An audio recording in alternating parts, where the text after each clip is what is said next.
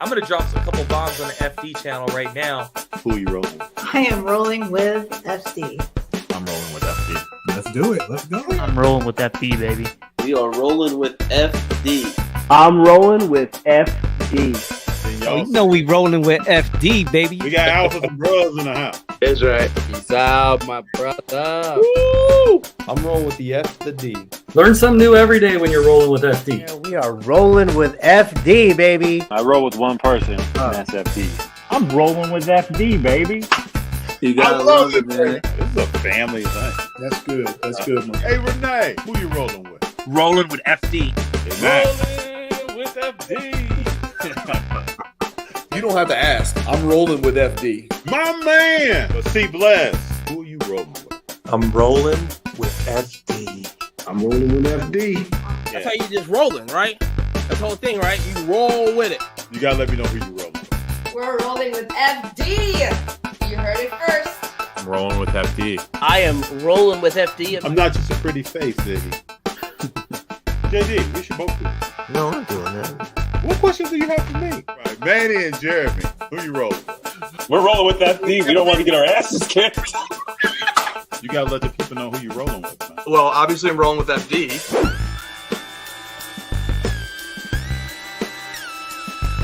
What's up, y'all? How we doing? June 9th, Friday. I'm very excited to have our guest here tonight. I think he has a very, very cool and interesting perspective on the hobby. I can't wait to introduce him. The Slab Doctor. What's up, brother? How's it going? I'm good. Life is good here in Southern California. Weather is beautiful. Yeah. Card show tomorrow. All good, man. All good. Yeah, well, it's good to have you here.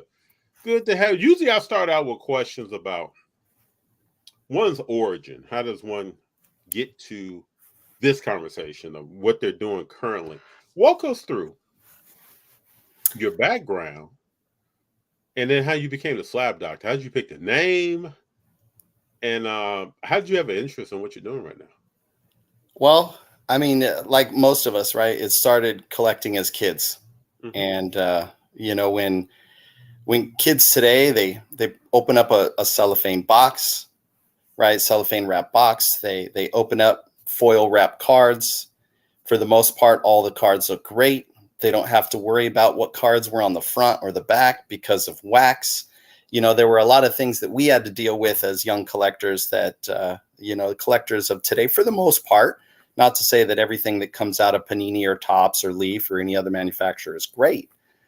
But we had to deal with some stuff, right? 86 Fleer, like a lot, you'll see a lot of 86 Fleer, especially the stickers, right? Or the front of the card where you had the gum. You're dealing with wax. You're dealing with gum stains. You're dealing with poorly packed, crimped cards. There was so many different things that we had to deal with as kids. And for me, it always seemed like the best cards were the ones on the back of the pack. They were the ones that had the wax stains. I collected Garbage Pail Kids, and those were notorious for having adhesive and wax and various other substances on them. And it messed with the fun, because when I pull it out, like, that's what I see. I saw the wax. I saw stuff that shouldn't be there. Sure. And so my dad was a constant tinkerer. He for those that are too young to know what this is, but he fixed VCRs. He had sprays, he had tools, he had all sorts of things, and he would take things apart. And when he got done with it, it looked better. It worked. It was as it was originally intended to be. And I think that's where, that's where my love and really interest in making sure that the collectibles that, you know, with my $2 a week allowance that I got, made sure they looked as good and at that time as tradable as possible. Good. And so that's kind of where my love started. As far as the name is concerned, it really didn't have anything to do with cards. Probably, 4 or 5 years ago, I had some slabs that I had gotten on eBay, and they were absolutely trashed. They were scratched. They were chipped. They were not very presentable. And anytime, I would sell something on eBay or I had it in my collection, like my eyes are drawn to the flaws. And so I wanted to get rid of those. And so I started setting up at shows and I was fixing people's slabs. I literally would take them from this scratched up, unsightly collectible to something that somebody would be okay selling on eBay and know that their reputation wouldn't be tarnished because it came, less than perfect. So that's really where the Slab Doctor was all about slabs, not necessarily cards. So you started cleaning slabs, or yeah, literally cleaning them. I mean, right now, it takes at the lowest service level, it'll probably take you anywhere between 6 months to a year to get a slab back from PSA that you want to have reslabbed. Now, obviously, like their card grading, they have higher services with quicker turnaround times, right? But when somebody gets a slab and it's got a scratch on it, like, really, do they want to wait that long? Do they want to pay that much money? And generally the answer is no, because, there's a lot of people flipping cards and, I don't want to say people's PCs have gotten smaller, but, for the right price, most people are willing to part with whatever they have and they need to do it. They need to do it quickly. I'm learning here. So now walk us through how you went from reconditioning slabs to looking at cards and understanding their condition, making recommendations, what they may grade, things like that. Walk us through that. How that happened, I would say that the amount of trust involved to do what I do, I generally wouldn't walk into a situation trusting someone and leaving cards with them, knowing that I'm going to get the cards back, knowing that I'm going to get them back, in better condition than what they were. So I generally didn't think that what I've done since 1990, I didn't think anybody really would want that service. Mm-hmm. And then it come to find out, there were a couple of guys who had gone over and talked to me, Pico pulls and Cyborg pulls, both Jansen and Eric, great dudes at the premier shows. Mm-hmm. They said, "Hey, what about cards?" And I said, "Well, what about them? Well, do you clean cards too?" And I'm like, "Well, I do it all the time for me. I do it all the time for my son. You guys actually would want me to do that?" And they looked at me like I had just asked them the dumbest question they'd ever heard. It was like, of course we do. And it was at that point that, it began with me cleaning maybe 5 to 10 cards during a show. People coming up to me, looking at me all strange, like, who is this guy? He's got no cards on his table. Where's your display case? Like, what are you selling? And I'm like, honestly, I'm not selling anything. You want your cards to look better? Give them to me and I'll take care of that. And at that point, people started asking for evaluations as well. And, I've been grading cards since the 90s. I grew up in a card shop, Bat Boys in Buena Park. Had a couple of different locations. And it was at that point where, although PSA was in its infancy and card grading really wasn't mainstream, it was there. And back then, and as well as now, but specifically with, high profile cards, nobody knew, or am I getting something that's real? Am I getting something that's authentic or unaltered? And slowly but surely, throughout that process of me buying and selling cards, I really began to have a very keen eye, seeing when cards are trimmed, especially with older cards, and knowing what things to look for. And really just whatever the customer wants is what I try to educate myself to do. And there's a lot of new cards that I get that people think everything comes out of a pack and it's a 10, and I'm sorry, but it's not. No, and when somebody will hand me 10 cards and I tell them that, maybe 2-3 of them are likely to gem, the rest you're probably going to want to sell raw, they look at me like, how is this even possible?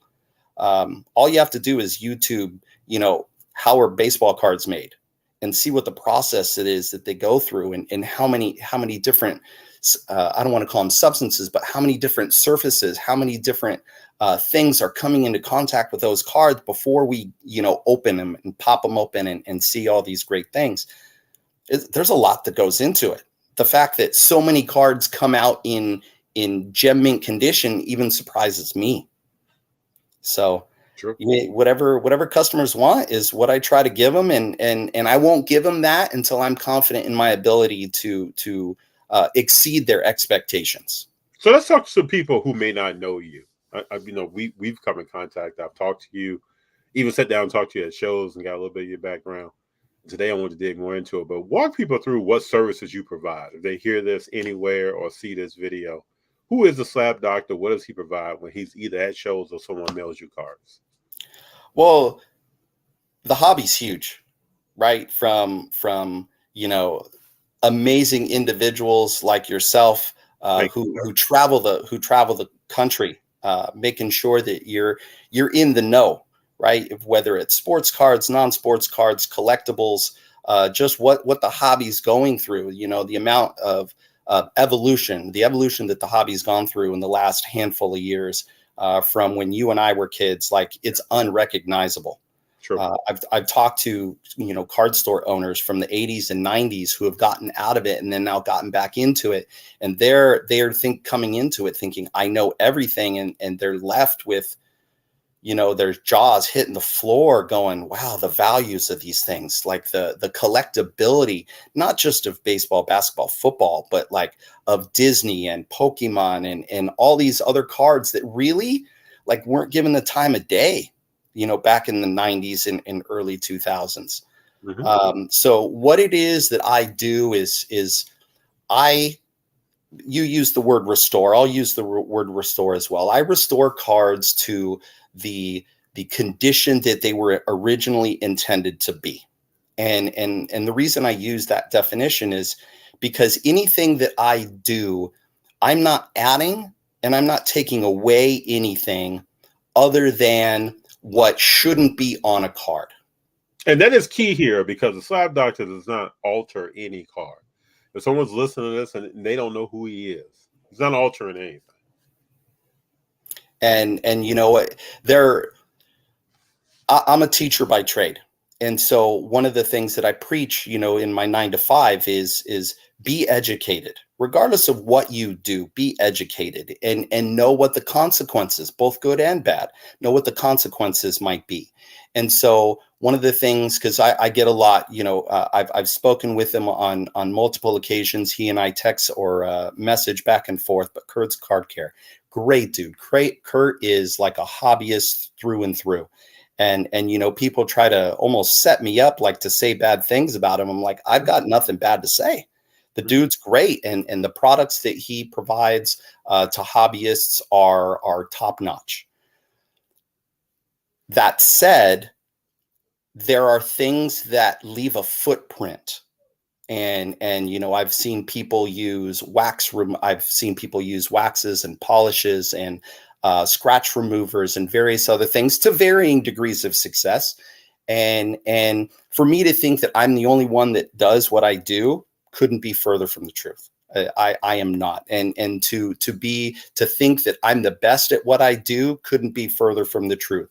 All I can say is that I've been doing what I do. I've been perfecting what I do since 1990. And so I've seen cards that people have absolutely destroyed, thinking that they were doing something good, and to be able to bring those back to life, to have cards that originally were amazing, and then 30 years in someone's box in varying conditions, humidity, heat. Those are the two things that, I'm hearing a lot about humidity and how humidity is good for cards. Just know that two things, the two quickest ways to destroy a card without submerging it in water, are going to be varying temperatures and varying humidity, especially your chrome and your metal type cards. Perfect case in point is the greening or the hulking that the mid 90s Topps Finest refractors and cards like that. Like, it's a shame to see, a Kobe Bryant rookie card, 96, 97, and he's green. Really? Like, really? To me, he's a superhero. He's, like strong. Yeah, really great. Oh, it's bad. And all I can say is if you're going to work on anything yourself, be careful, right? Work on common cards first. I do what I do. I don't accept new product until I've tested out what I use, right, on cards. I'm not going to take your cards FD and say, well, if it works, it works. Great. I'm going to know it works before I take your cards. Or I'm going to let you know it's going to be a couple of weeks before I can work on these because I need to test out some things. Nothing that I use, like I said, I don't use polishes. I don't use waxes. I don't add color. I don't trim. I don't alter. I don't press. There's a lot of words that I've used that all you have to do is Google them to see what does it mean to alter a card. And Google will come up with a great definition. That's why my working definition of what I do is I make sure that your card is as close to the intended condition as it was originally meant right off the, tops, Donruss, upper deck, floor. I want to make sure that it's as close to that as possible. And I can tell everybody this, so that I've sat with the Slab Doctor. Very meticulous. You're a very meticulous person. The steps that you go through, your eye, how you look at things, how you can point something out. And as I brought cards to you more and more, sometimes I try to challenge myself to sit and see, can I find something before he finds it? Just talk to people about the level of detail, because I just don't want people to think that this gentleman is just sitting down with some cards and extrapolating something. Like, you go through steps. Just speak to that a little bit. Well, it all starts off with the intake and really finding out what the customer wants, what the level of expectations are. There are customers that will say, hey, look, I've got my regular customers who basically tell me, look, I don't need you to do anything to these cards. All I need you to tell me, gem or not gem. And I'll make 2 separate piles and then I'll give them right back. I have customers that, like, their IQ, their collecting IQ of what they pick out from, trades, eBay, etc. Like, it's really, really high. And then there are other people who hand me cards and say, I don't know what I have. And then people, in between those two. But really what it goes into is telling the customers, this is what I can do. And then from there, asking, what are your expectations? What do you want to do with these? Do you want to flip them? Are they PC cards? What is it? And really, with newer customers, I try to get as much background information that allows me to do what I do and get it done as quickly as possible. If I know that customers, all they want is a card prepped because they have zero, reason to get anything graded. Okay, then that's all I do. I prep and evaluate. So I'm going to make sure that any flaws that can be fixed are fixed, right? I'm going to make sure that there's an evaluation on that for those, and a great majority of customers really do want to grade, right? So that's the end result. What to expect? There's very little difference between a 9 and a 10. That's why, like, the crack and resub game is really strong, especially on non-numbered stuff. Generally speaking, it's the most common thing that I see where a customer misses it has nothing to do with centering. It has nothing to do with surface or corners. It's the edges. That's the hidden subgrade that, like on a BGS slab, it says edges. That's the one people don't pay attention to. And that's the one that any particles, especially under heavy magnification, right, that I can see, oh yeah, there you go. There's extra stuff hanging off the side. Right? Use a little blue tape and now all of a sudden it's gone. Right? And really what it is, it's filler in between the card and the cardboard itself. What I do is I try to maximize value as much as possible. What I do varies in value or in charge because of the different, what do you want to call it, show price, like the tables. Sometimes it costs me $40 to enter a show. Sometimes it costs me $600 or $700 to enter a show. So my price varies. But regardless of the card you give me, regardless of where you give it to me, expect that I'm going to tell you, I'm going to treat every single card exactly the same. I've had people hand me cards that they've had for 30 or 40 years that were really worth less than what I charge. And I'll look at them and say, you really want me to take a look at this? Absolutely. These cards I've had for an X number of years, and I want them in the best possible condition. I'm like, all right, cool. I'm not one to judge. I've had customers or I've had people stop by. Someone's getting that graded, and I'm like, hey, it's valuable to them, so it's valuable to me. It's their collection. Yeah, absolutely. And people try to, talk down. It's like, look, it's not your card. You're not paying for the service. You have no say. That's right.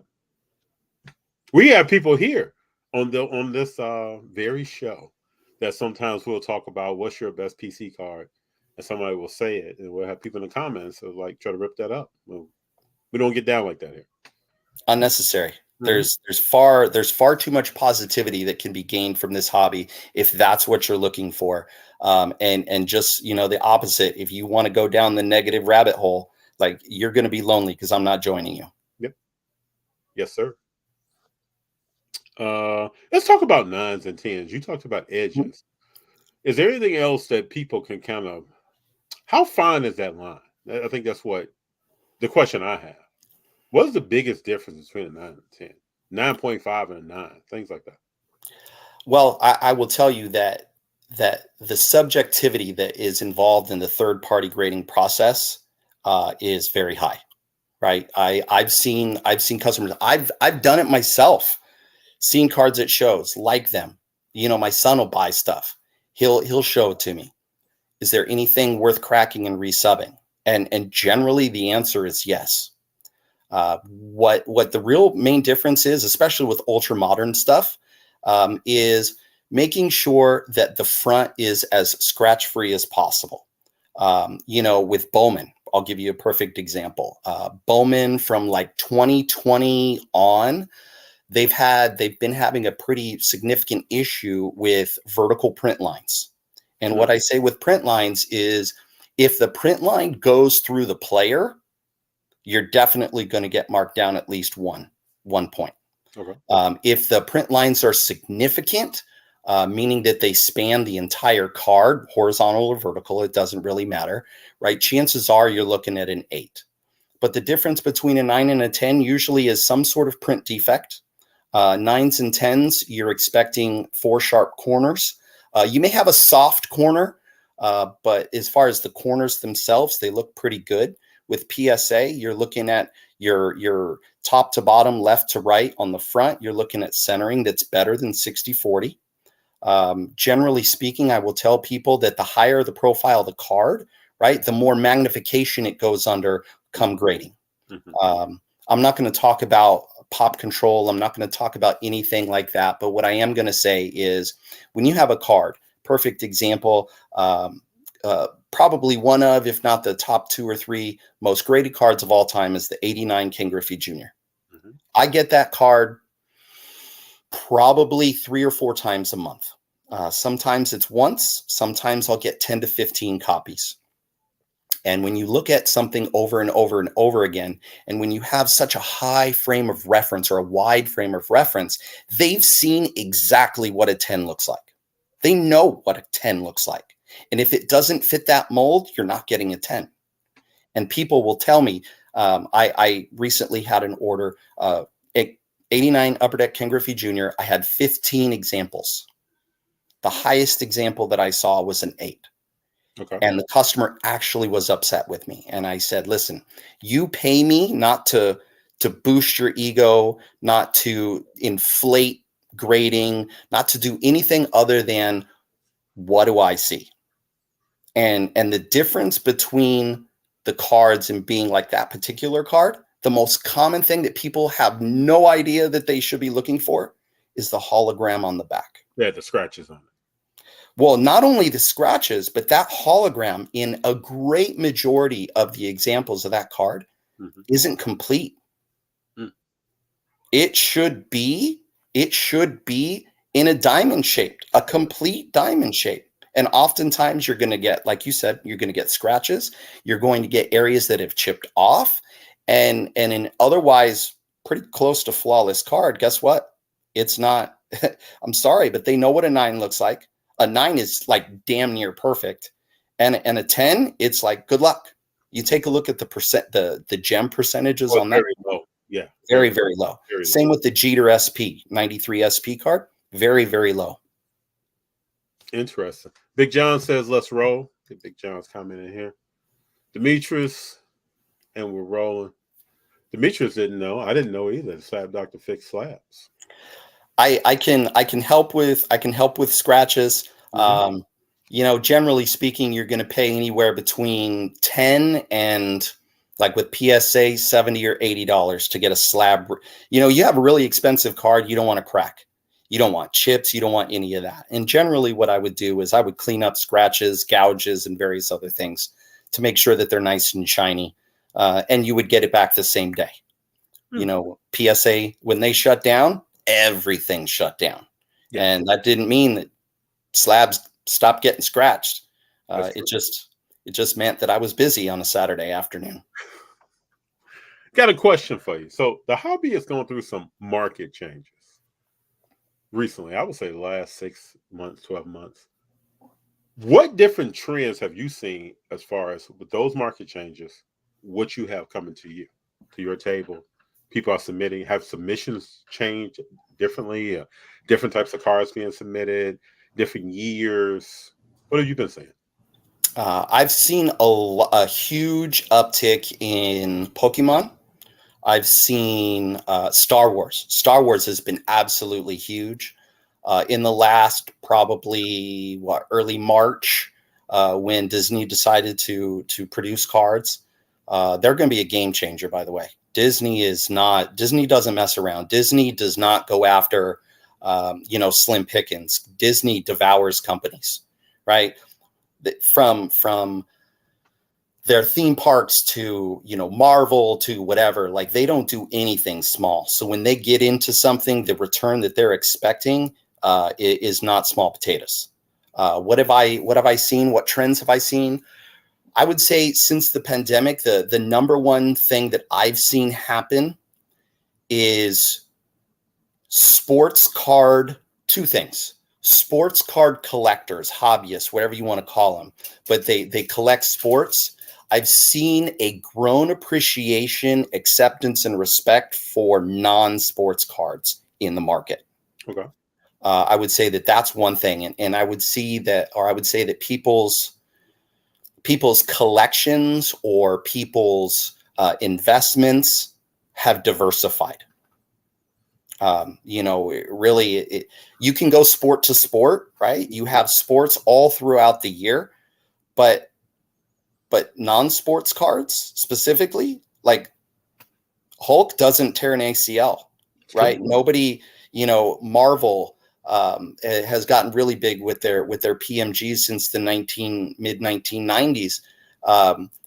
Obi-Wan Kenobi isn't going to go out to a strip club and get into a car accident and kill someone. Like that just doesn't happen.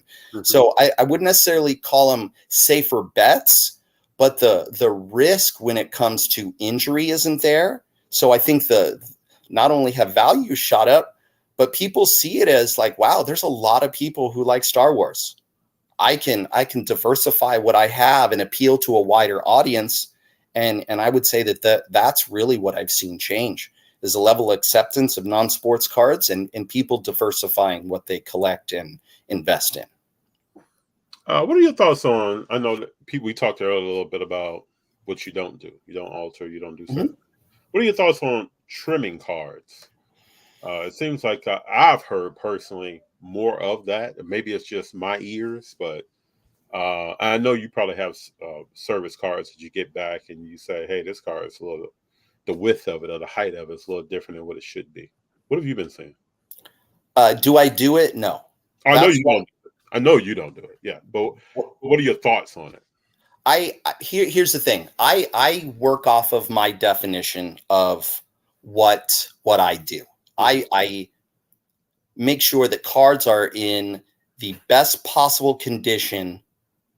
And going back to the alteration, like the use of alteration, altering is if you're going to modify a card from its original intended condition. Okay, so that would be trimming, for instance, right? Mm-hmm. Adding color, pressing a card So if FDU as a kid, shoot, you've got a little one. You got any Play-Doh around? Yes, a lot of Okay. it. Right. Yeah. So you go over and you have some Play-Doh and you take your ball of Play-Doh and you take that Play-Doh and you mash it in your hands. Right. What happens to the Play-Doh? It forms to the inside of your hand. Right. Right. And it thins out. Right. And then it widens. Yes. So one of the reasons why like pressing, if you will, or trimming, why they go hand in hand is because people will take cardboard or collectibles or whatever, and they will press it under such pressure that the card itself actually expands. And what that allows for is for somebody to take a soft corner, make a 32nd of an inch, a 16th of an inch trim. And now the card is still, left to right, top to bottom, the same size. Fortunately, third-party graders, BGS, PSA, and the like, are keen to that. They know not only are they looking at what the size of the card is, top to bottom and left to right, but they also, under heavy magnification, can see has a card basically been smashed. And so the pressing usually. The fact that you say this, I've always wondered, like, trimming. I've never thought about this before. Maybe shame on me, but I've always thought like trimming is huge. People talk about it. That should be easy to catch. But what you're talking about is you change the consistency of the card, the thickness, everything else. You smash that card, then you trim it. So let me ask you this. If that is the case and cards smashed, trimmed, how does any of that get through a grading company? Because there have been some trim cards that have moved through. Oh, no doubt. No doubt. You're talking about the human element, right? There are cards, and by no stretch of the imagination am I going to say I'm perfect. I'm good enough at what I do that the customers that I had when I started treating, restoring other people's cards, they still come back to me. Right? That to me, that's my gauge. It are the people that come to me, and it doesn't matter the value of cards, because some people can only afford to get a couple of cards cleaned a month, right? Yeah. Others send me hundreds of cards. Are they coming back? And the answer for the most part is yes. And so what I see in that case is your PSA. Your last month, I don't know, Gem Rate, by the way, great follow on Instagram, Gem Rate. At GEMRATE, great follow if you're an information nerd like me. All the data. Yeah. Right, absolutely. Who's grading what? How much are they grading? What are gem percentages, so on and so forth. Well, with them, PSA grades over 1 million cards a month. 1 million. That's a lot of cardboard that's going through. I don't know how many graders they have. I don't know what their daily quota is. All I can say is that they are not spending large amounts of time on each card, which means things are going to get by, especially with newer, more modern cards. And I mean, like I said, you include the human element, guess what? True. People are going to miss stuff. And it's unfortunate, and people pay really good money and expect perfection. But again, you're dealing with the human element. And I'm not going to make excuses for any company.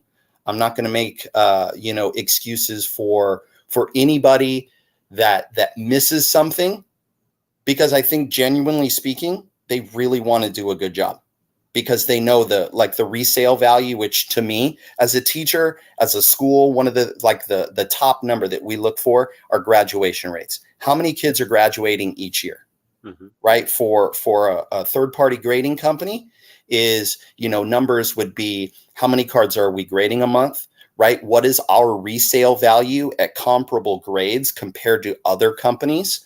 Those are a couple of things that PSA, the BGS, they look at, they depend on, because as those start to slip, specifically those two numbers, right? Overall income for those companies starts to slip. So it really, your overall perception in the hobby as well. Absolutely. I mean, here's the thing. FD, you've been to enough shows, what's the slab that most people look for that you see at shows? PSA. PSA. right? I don't want to call them a gold standard, but they're an industry leader right now. Mhm. Regardless of your opinion, like anybody's opinion, they are an industry leader. Yes. They are grading 10 times as many cards as anybody, period. Yes. That doesn't happen by accident. And it doesn't happen just because you've been around forever, because BGS has been around forever, right? The name Beckett is synonymous with card value. I still say, you know, oh, what's it Beckett at right now? What's it going for? I use the word like Coke. You know, it's synonymous in our industry. And I've seen them from a overall number standpoint. Sometimes they're number 3, sometimes they're number 4, but you know, you can't live by name alone. It will We catch talk about trends in the hobby. Not too long ago, Beckett slabs were more valuable than PSA slabs, especially in 9.5s and PSA or pristine 10s, right? Black labels in PS or BGS 10s still carry a premium for the most part. Still carry a premium, and in some cases, an extreme premium over their PSA 10 counterpart. True. Everybody should know out there that the probability of getting those 10s and black labels is extremely rare. Just got a Luca patch back, and I'm so upset. Got 3 10s and a 9.5, and the 9.5 was on centering. I'm like, oh, so close. That sounds nice. Julia says, is the treatment of modern prism differ from, say, 90s inserts? Different solutions used, different scratch fix approaches. The approach is different because I'm going to use the term oxidation. Many different chemicals come in contact with cards, and when that happens, different chemical reactions. I'm not a science guy, so I'm not going to overly complicate this. All I can say is, especially in the 80s and 90s, early 2000s, and even today, you know, inferior supplies will lead to the deterioration of a card, and you'll never know it. Okay, perfect example is take a look at a card in your collection, and this is just to the audience in general. Take a look at a card that's been in a top loader penny sleeve, wrapped in a team bag, away from all the elements. It's stored in a great condition, so on and so forth. And what you'll see if that top loader, if that penny sleeve is worth its weight, it's going to protect that card.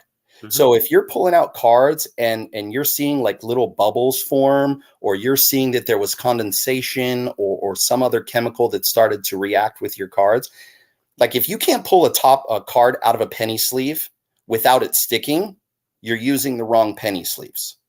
That means that there's something that's sticking to the surface of that card, and over a period of time is going to start deteriorating the surface of that card. I see it a lot. One thing that I really recommend. So the solutions, to Julius, to talk about the different solutions. Do I use different solutions based on the different cards? Yes, I do. And everything that I use is homemade. Like I said from the very beginning, it's something that from 1990 until now has changed. What I did in 1990 isn't what I do now, but what I did in 1990 has helped me get where I am till now. What I've seen with as far as solutions is concerned, I'll promote him. I have no problems with that. Kurt, you be very, very careful, especially on Panini product 1920 and earlier. Be very careful and check cards, because even within a particular set, some cards have a thicker top clear coat than others. And I've seen people bring me cards that they used, and I'm not going to mention what they used, but they've used solutions, and they've basically, like if you've ever seen somebody take nail polish off with a nail polish remover, right? It removes that top layer. What they used removed the top layer and has caused like a haze on their card. Some of which I've been able to save, and some of which I haven't. But does what I do depend on the type of card, Julius, to answer your question? Absolutely. Brendan says, you just never hear chatter or establishing an industry-wide universal grading scale that could fix a lot of concerns. Well, I mean, even when you incorporate AI, the parameters of AI are set by humans, right? The eyeball test, what's allowable, what's not allowable, a universal grading scale. Wouldn't that be amazing? Wouldn't that be great? But I don't think it's going to I don't know if it can happen. You're dealing with humans. I don't know. You're dealing with humans, but also I think sometimes that if you have a company, you kind of want your own standard. I mean, you want something that can be somewhat universal or distinguishable from me and the rest of the players. Yeah, like Coke and Pepsi is not the same. Correct. So yeah, you want something that's a little bit different, so it's distinguishable to your brand, and you kind of set the standard on that. But yeah, I don't know if you ever have something that's universal across all. I think of ISG, I think of ASG, I think of PSA and Beckett and CSG and SGC. I don't know if I see that. Well, what I will tell you is that I think the reason it hasn't happened or really isn't even close to happening is because different people see or value different features of a card differently. Okay, I'll give you a prime example. PSA, if you take a look at their website, one of the best bathroom reading that you could do in the morning would be to type Google PSA grading standards. If you're really wanting to get into the hobby, if you're really wanting to improve your IQ, if you're really wanting to be able to go into a show more confident, right? Whether money's tight or money's just coming out your ears, you don't want to make any bad investments. You want to know what exactly it is that the third-party graders are looking for. And one of the things that I really appreciate about PSA is that they will tell you exactly what they're looking for. If you Google PSA grading standards, they're going to give you a brief explanation from a 10 all the way down to a 1. And if you know those, you would be amazed at how many defects, how many things you will be able to pick up and then just bypass and move on to the next card or table. Because, I brought that example up was because PSA 10 allows for up to a 60-40 top to bottom or left to right for them to still gem that card with PSA on the front. But with BGS, if you have 60-40 centering, way more times than not, you're getting an 8.5 on centering, which means your overall grade on that card as best it can be is a 9. And these are the things that one has to know or learn or be consulted on to understand where to send your card once you understand the parameters of your card. Mm-hmm. So where I would send in, if all you care about is end resale value, PSA is the industry leader. PSA 10 is that's what people want. Now, obviously, when you're dealing with vintage, that's slightly different. You're dealing with vintage. Now enters SGC. SGC is extremely, just as much, if not higher in some cases, with their reputation in, as a third-party grader of vintage. They're right up there with PSA. I recommend BGS, especially if there's a card with good front centering that hit 9 on PSA. I'll say, hey, look, crack and resub to BGS. One company that is never, ever mentioned because they're relatively new, and I'll give them a shout out right now, FCG, Forensic Card Grading. They are awesome.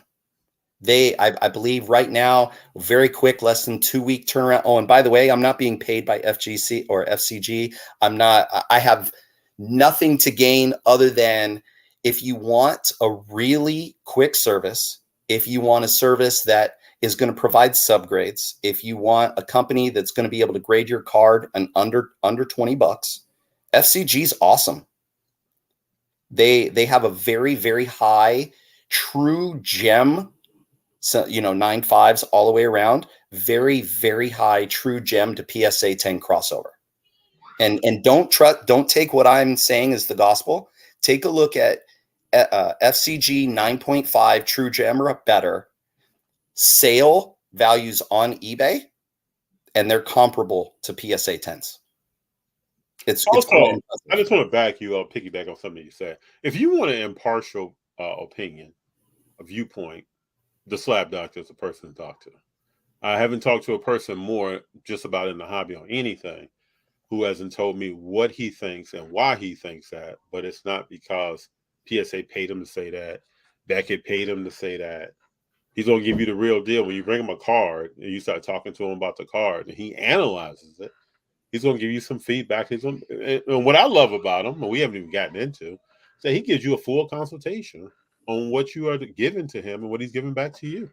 And there's no BS. There's no lying. Like he said, there's no stroke to your ego. You could bring him a card and you may, I think this card is the bomb. He's going to tell you what, if it is or if it isn't. And then what is the bomb to you? The bomb, like he said before, maybe cleaning your car, giving it back to you for your PC. The bomb is maybe you looking for a black label.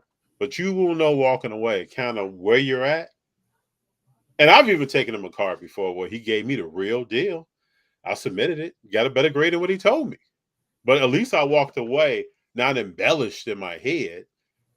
I felt like I had, and I was shocked when I got it back. But him and the Slab Doctor and I talked about it. But I was that the Bowman? No, the Bowman Curry? I was really happy when you I think you brought that back to me at Del Mar. Yes. I was so happy. Anytime a customer comes back and says you were wrong. Okay. I'm sorry. You're going to get my best. You're going to get my best, my best effort. But a great majority of the time I was wrong and you won. And I tell people what you told me. He said, you got a PSA 8. You may have a PSA 9. All depends on what's going on, but you don't have a 10. And I was like, okay. And I walked away. I submitted with that. We talked here as a family. And we talk about stuff. He was like, hey, if it's an 8, I told everybody I'm happy. I don't have a problem with that. If it's a 9, I'm happy. I was ecstatic when I got a 10 back. So I was so happy. That was awesome. Thank you, sir. Thank you. Got a question here from Brendan. Do you feel the tag 1000 point grading scale renders the current grading scales obsolete?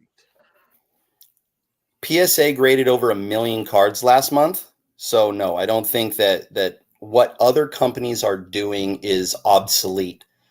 What I like about tag more than their grading is who they have working for them.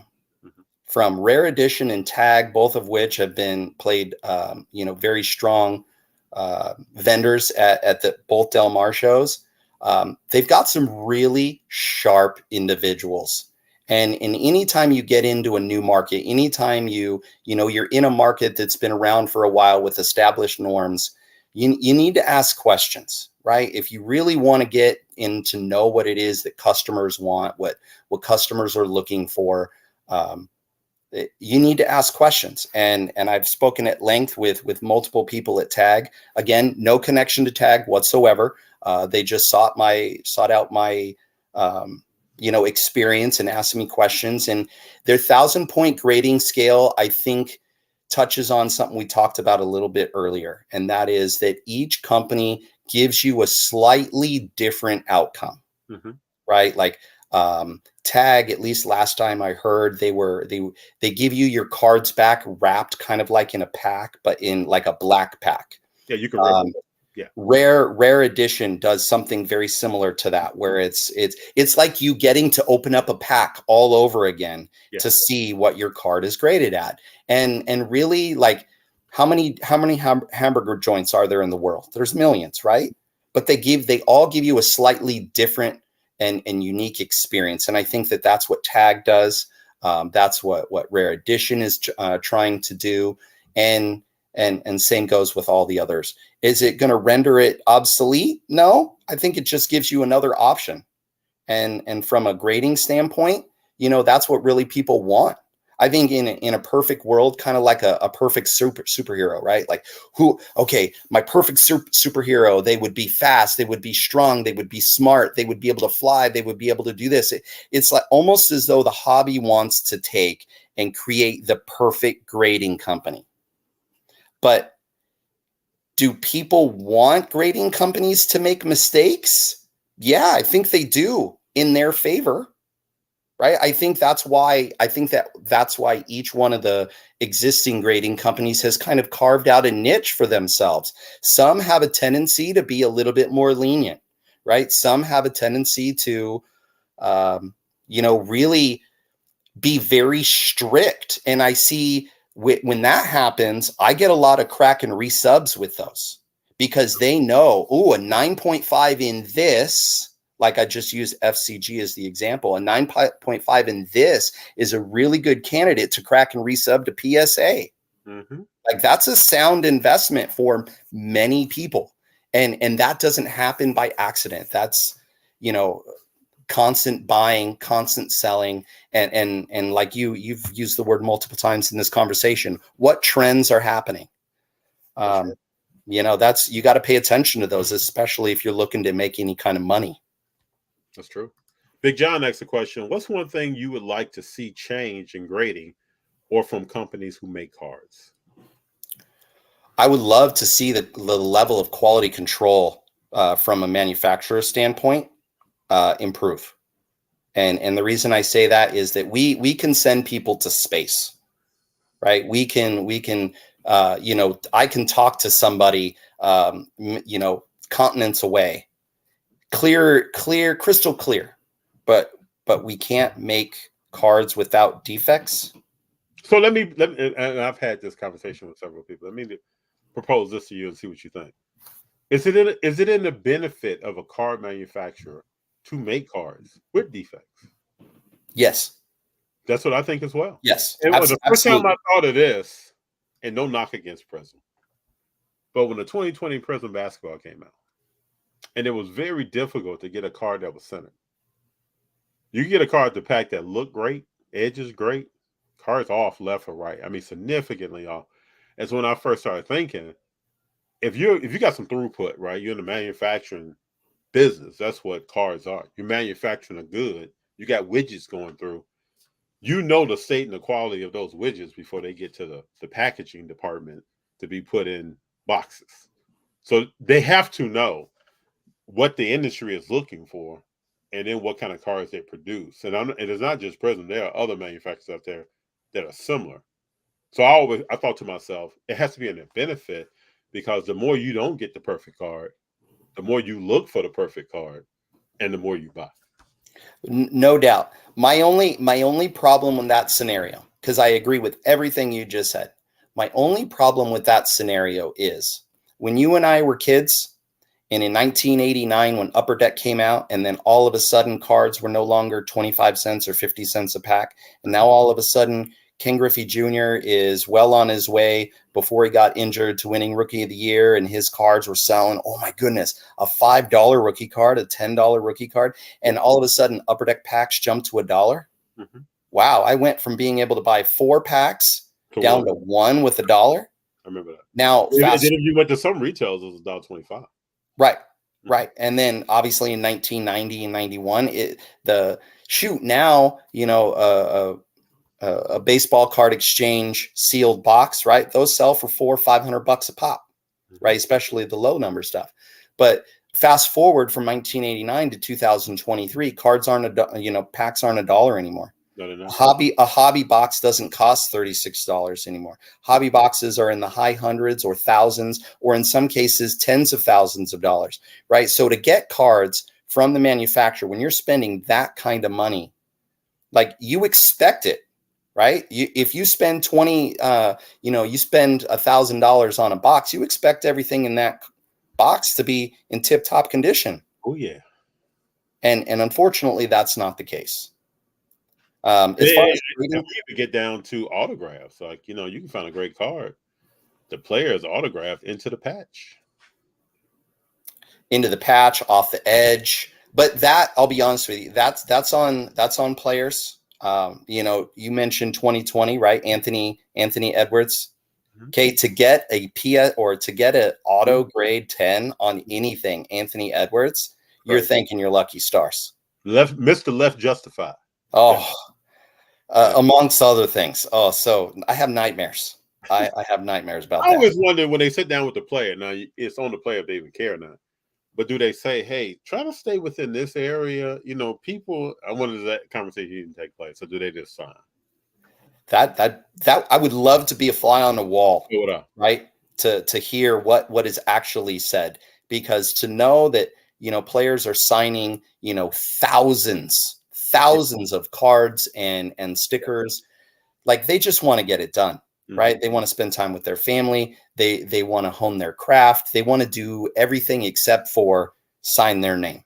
It's true. Especially if there's not an excited kid right in front of them where they sign. LaMelo Ball signs right in front of them, right, and hands it off, and you can tell the gratitude. The gratitude's not there. You're just met with more cardboard and stickers. And if you've ever sent something in, sending now autograph opportunities are more prevalent than ever. If you ever send anything in to get signed and your autograph date gets pushed back 2 or 3 times, it's just like what the Slab Doctor just said. People are, especially basketball players, I would think any athlete, are working on their craft, trying to get better, and they're designating time to do something like that, but it's not number 1 through 10 on the list. That is true. Brendan says the 2-letter autos are ridiculous. Well, you can look at like LaMelo Ball. He went to LMB, I think. A little bit of a or Lulu. Yeah, Lulu. Lulu Doncic. Yeah, it's kind of depressing. I've seen, especially in some of the new Bowman, it's not even 2 letters. There's no cursive anymore. Players are literally printing their first and last name. I don't know. That's what we are. Fortunately, I don't. I'm sorry. Go ahead. No, I was going to say, if you can look back at vintage autographs, you saw people taking their time. Very much so. Craftsmanship, craftswomanship to see that signature. I've looked at autographs from all different people in history, from Amelia Earhart to presidents. It's totally different. You want to see a nice autograph? Look at a legit Mariano Rivera autograph. Look at a Ken Griffey Jr. And I'll be honest with you, one of the things that I've really started to like are when players are using their time to add in some comedy. Take a look at anything Benny Montgomery. Leaf really started pushing this back in like 15, 16, 17, where players are now allowed to put like phrases. Yes. I remember I didn't care about the player. And I'll be honest with you, I don't even know the player, but I bought a card off of eBay that there was a Leaf rookie or a Leaf pre-XRC that says, "Can't wait to make the bigs." That to me right there is awesome. Yeah. Victor put on there the first card I ever signed on the Bowman Chrome U or Bowman U Chrome.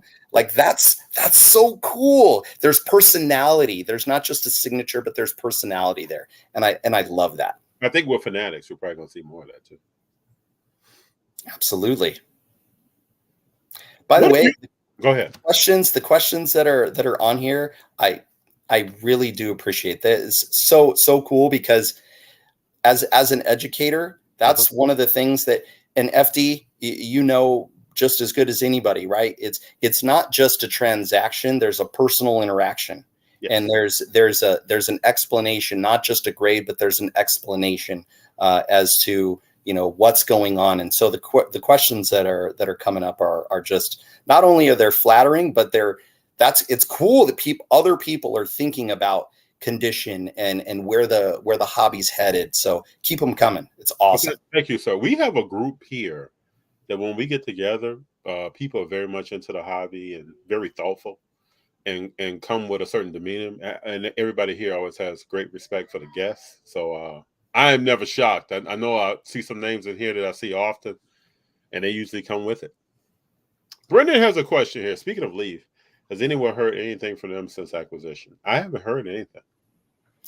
I have not. I think that what happened, what started with Fanatics, right? When they swooped up, and Fanatics was so smart with what they did. They left no crumbs at the table, right? The reason that Panini has been able to make like baseball, for instance, is because they held the license, the lesser valued license of the Major League Baseball Players Association, right? That they could put the name and likeness of the players, but not of the teams. That's where MLB came in.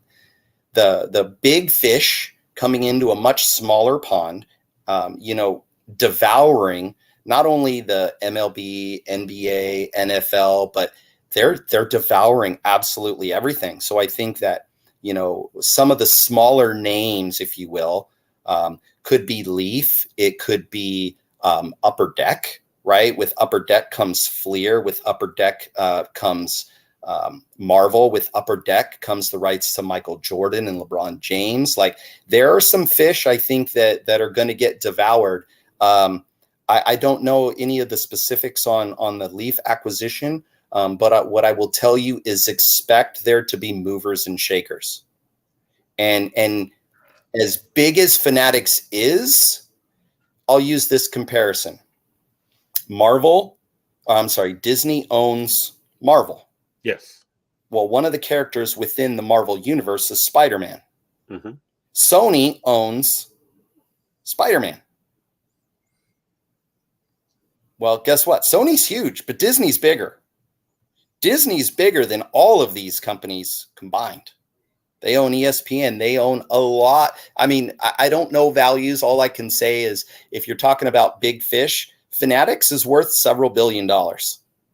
And Disney wouldn't blink an eye with an acquisition of Fanatics. I'm not saying that's going to happen, but what I'm saying is as values rise, right, you're going to get other people that enter the market and see value in it.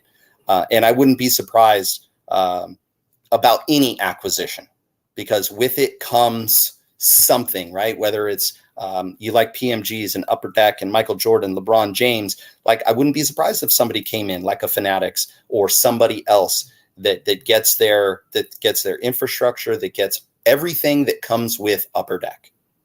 I wouldn't be surprised with any acquisitions, and that includes grading companies. Oh, that's coming. I believe that's coming. I mean, they announced early that they want to have a play in every aspect, from a car being manufactured to a car 100% graded and stored somewhere and then sold and everything. So just get ready for it. They told you. And Brendan says, my comparison of Fanatics is like Borg from Star Trek. Resistance is futile.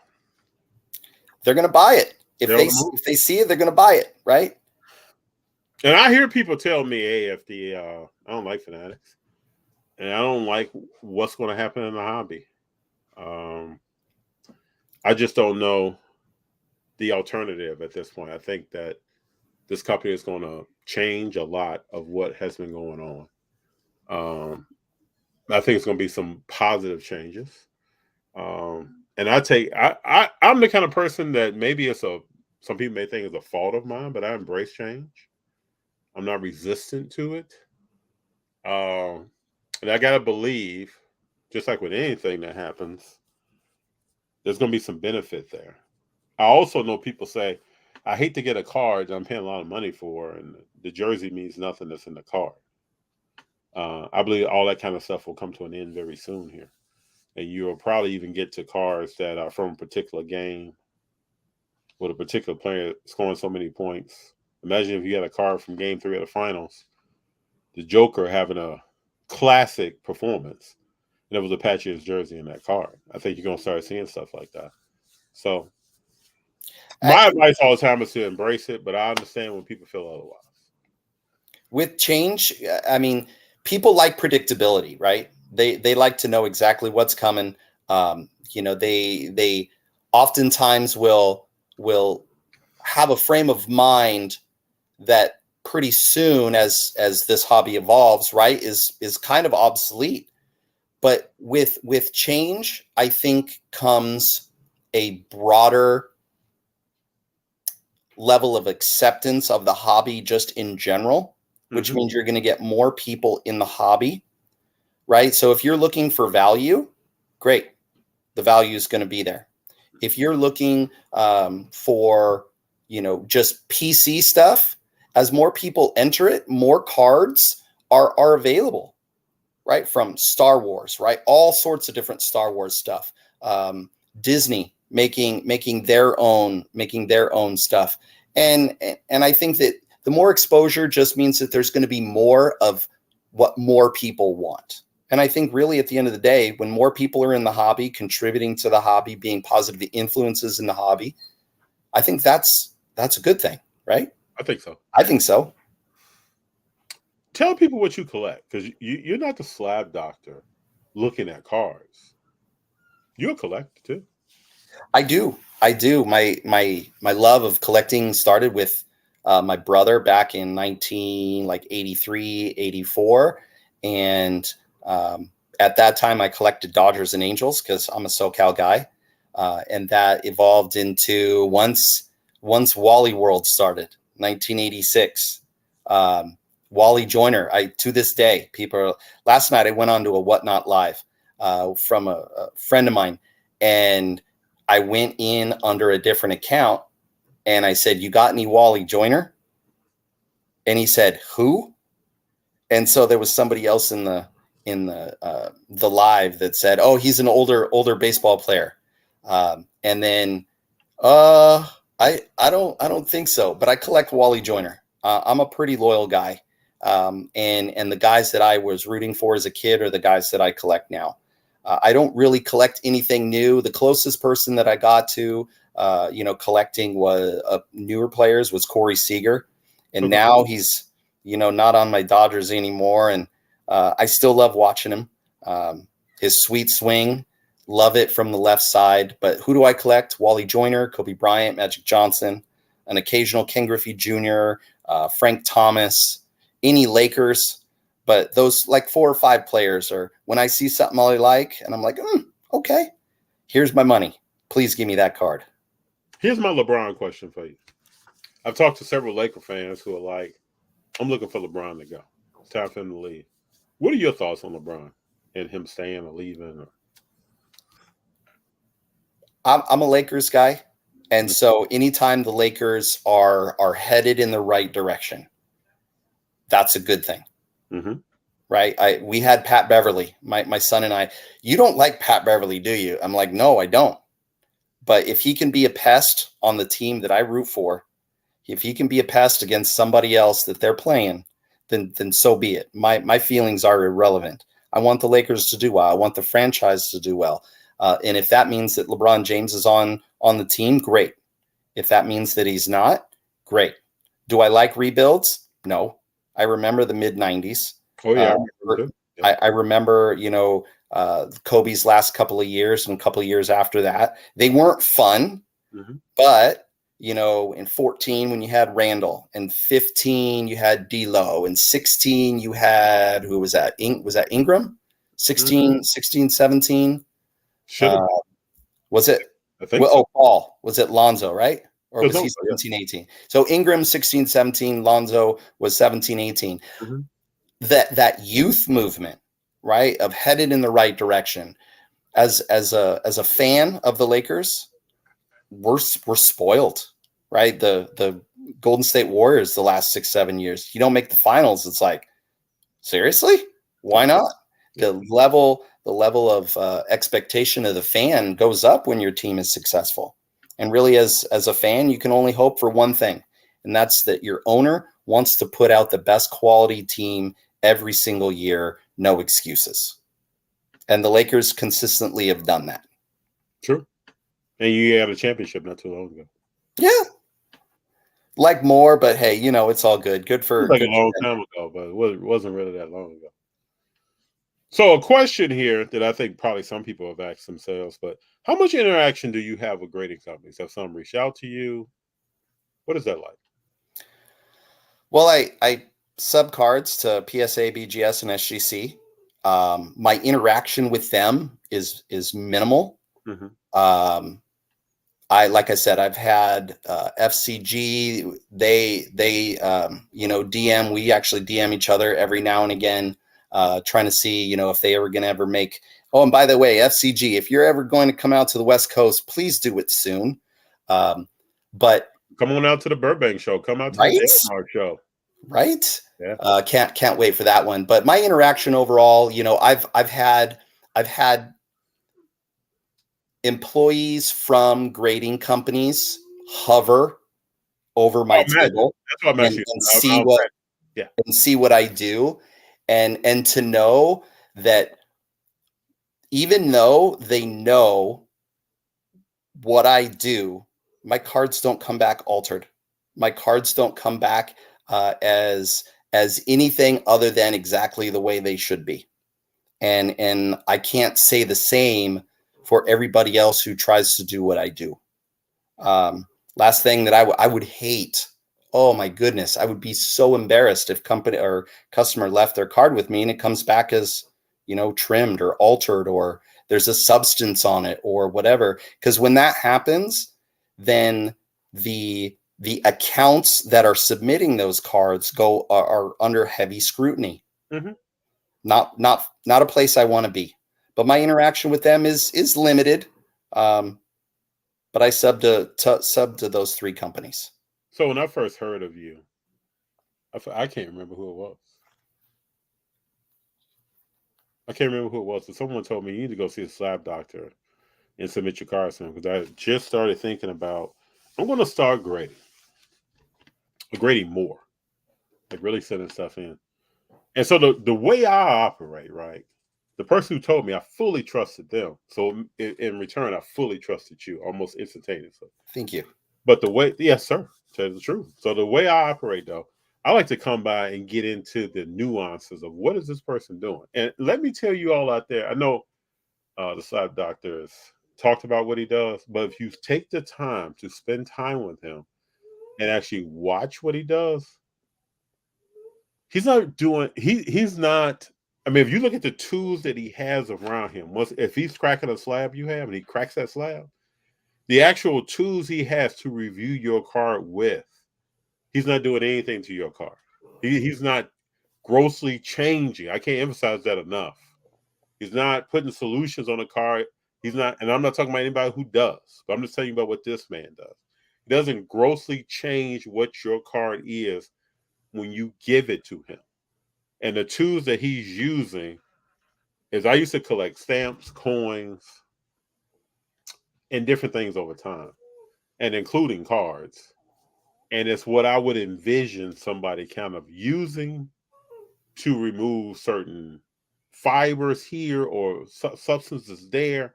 And when I'm talking about removing a substance, I'm talking about taking a microfiber and maybe rubbing in a circular motion, in a very small circular motion on a card. I'm not talking about doing anything. I'm not talking about changing how that card looks, or even in the comic book world, maybe taking an eraser out. None of that. To me, watching you, and you've noticed Gia now sometimes, you'll be working. I'm just standing there. I'm just watching you, because to me, it's amazing to see what you do and then what the results are of what you do. Well, it's fun, right? The things that keep me going are not necessarily the meticulous, tedious things that I do with cardboard, but it's, you know, relationships that I've been able to foster, friendships that I've been able to foster, like with yourself and your family, to be honest with you, because it doesn't matter. Any one of those 4 members come up and I get a smile. Mm-hmm. and it really is remarkable. You know, 3 years, 5 years, 7 years, however many years ago, like complete strangers, have absolutely no reason whatsoever to cross paths until, you know, we either get back into the hobby, you're into the hobby, and then all of a sudden you see the same people over and over again. And it's a head nod, it's a thumbs up, it's a smile. Being able to set up next to my son. And my son, he's like, do you really enjoy this? You like, we don't speak. And I'm like, you don't understand. Just being next to you and hearing you interact with people and hearing, you know, you make deals and all that kind of stuff. Like, as a father, we want to see our kids, you know, benefit from time with us, and being able to, it doesn't matter if he's on the basketball court, right, or sitting behind a table at a show, to see your offspring excel in something, mm-hmm. to get to share those moments as a father, like, that's awesome. Even though there's not a whole lot of conversation going on, like, he doesn't see it, and he'll understand what I'm talking about when he becomes a father. Yeah, he will. But it's awesome. It really is. Him and all the other friends that I've made in this hobby.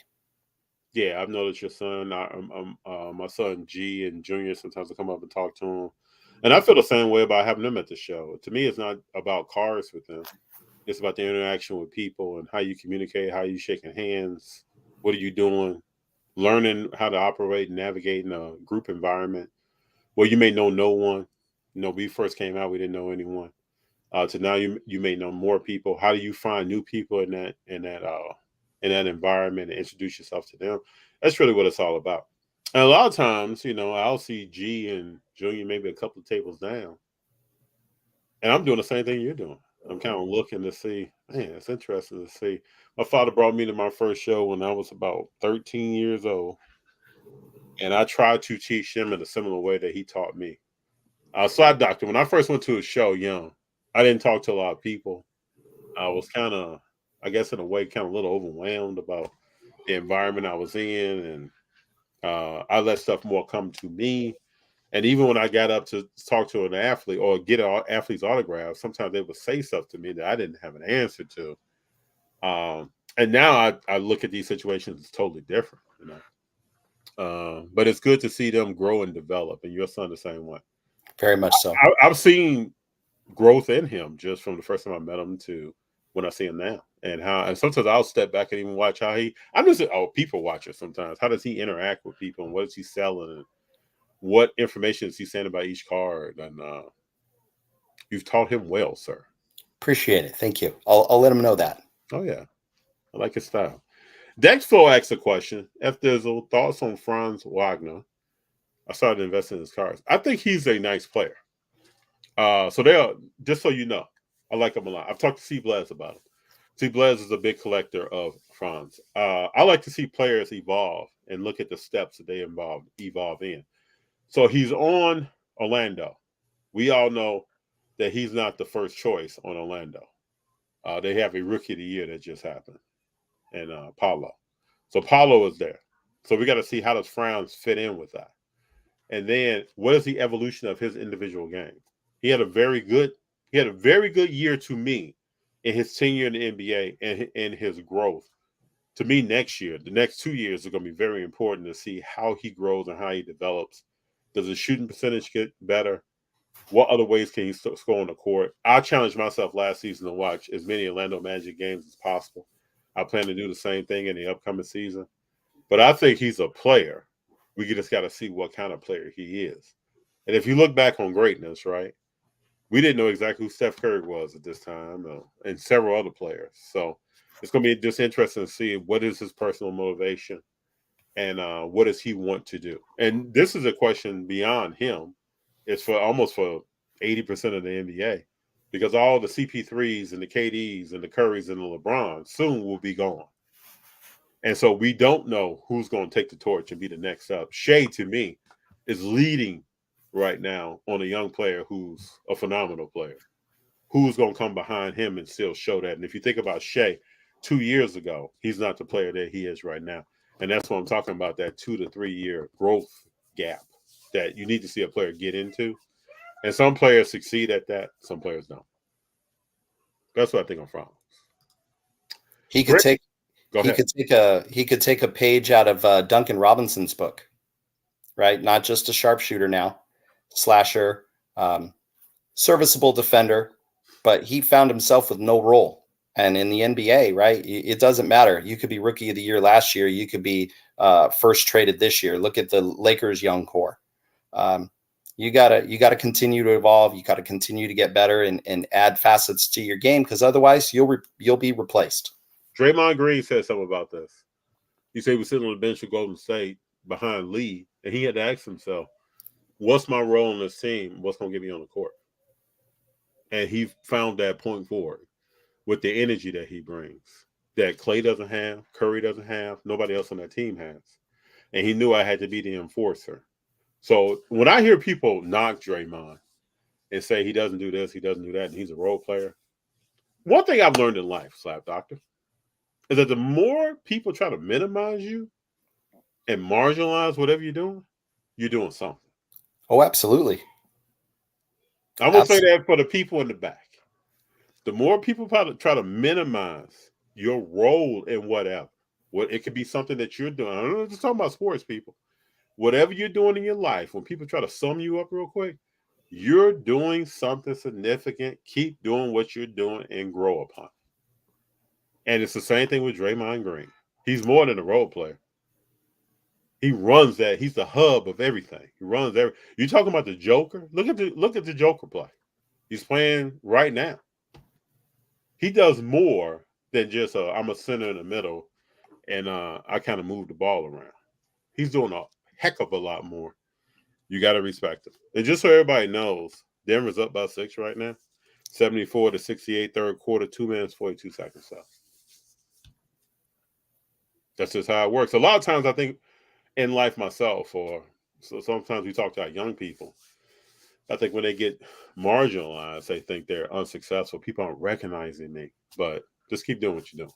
Sometimes it takes a longer period of time for more people to recognize you, but you're doing something because people don't minimize someone who's doing nothing.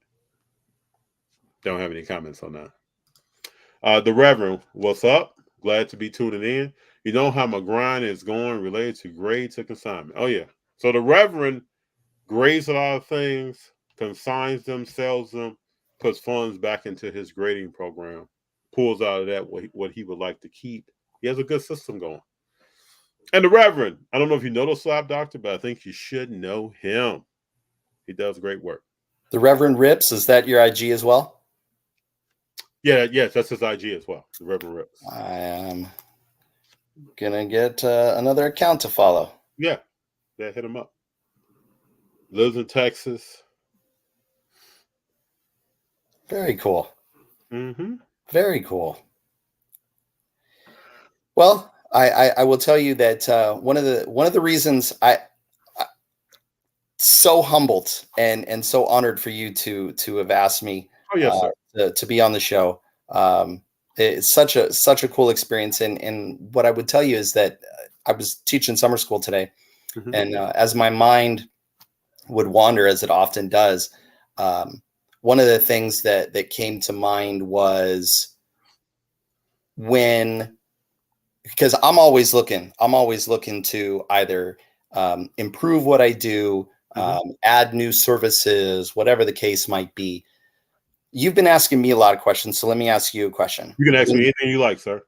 When you were going to a show, and could be 20 tables, could be 500 tables.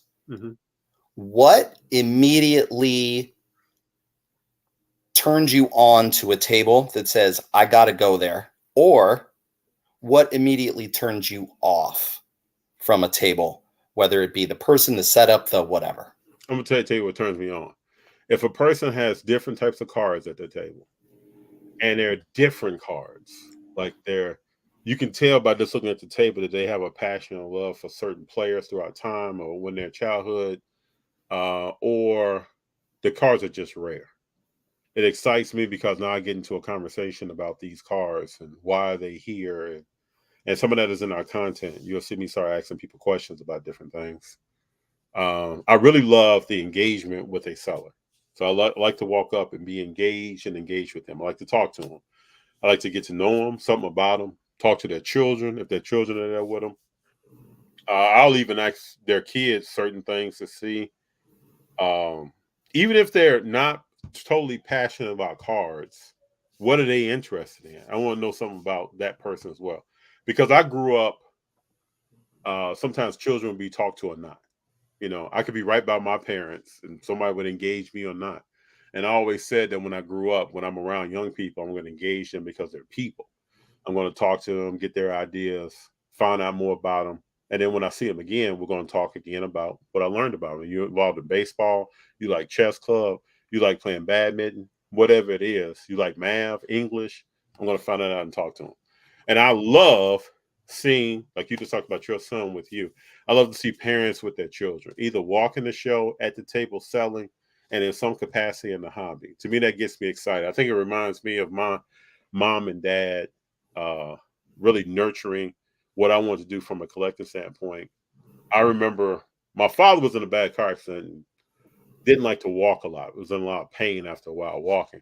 My mom would go to me to shows in Chicago at the convention center in Rosemont and walk the show with me, get autographs. And when I was in college, sometimes I couldn't come home. She would go to the show. My father was at a park. She'd get out and walk the entire show to get an autograph from one. One time she met Hank Aaron. I wasn't even there. That's so cool. That's who my parents were. So when I see parents together with their children, it really gets me excited. What turns me off, things that I don't like to see, and it's probably just one thing. Well, there's two things. The first, to me, most important is no engagement by the seller. They don't get out of their seat, or if they are in their seat, let's say they can't stand up for whatever reason, they don't talk to you. I feel like I'm just a dollar bill walking around. You know, maybe I buy something, maybe I don't.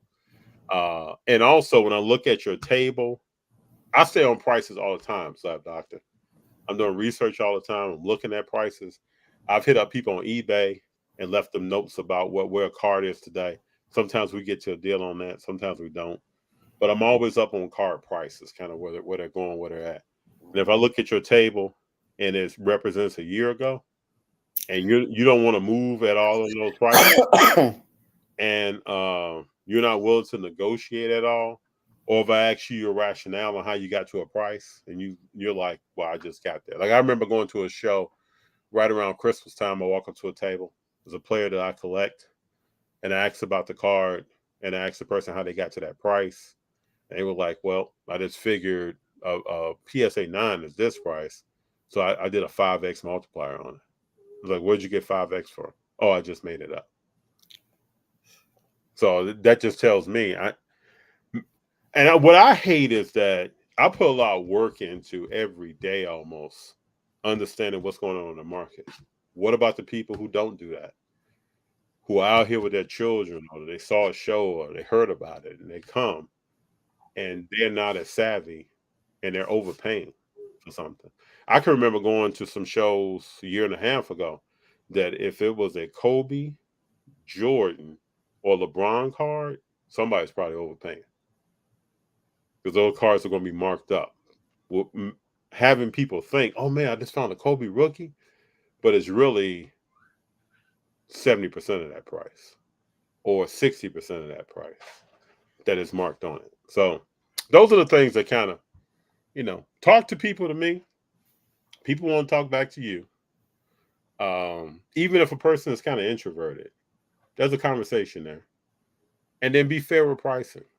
I understand that you got to set up a table and you got to pay for that. And people have travel fees and everything else that they're dealing with. And I know some people say, well, I want to pass that on to the consumer, but it gets interesting when it gets a little bit outrageous sometimes. And I think what I'm talking about, so people know, is not prevalent. I don't personally see a lot of that. I see some of that. And it's from certain places, but it's not. I don't walk into a show and every table I'm going to is grossly overpriced and people don't want to talk to you. But when you do see that, it sticks out of your mouth. Cool. Yeah, the more this stuff gets talked about, right? It helps us not only as sellers, right? Of what are we doing right, what are we doing wrong, but also what is it that people are noticing? Because sometimes we don't know what we don't know, right? Mm-hmm. You get a lot of families that'll set up for the first time and they have no idea what they're doing. They might know card values, but as far as presentation, standing up, shaking hands, making it more than just, as you said, more than just a transaction, more than just I'm a dollar bill to you. It's lasting because generally speaking, you see somebody at a show, guess what happens?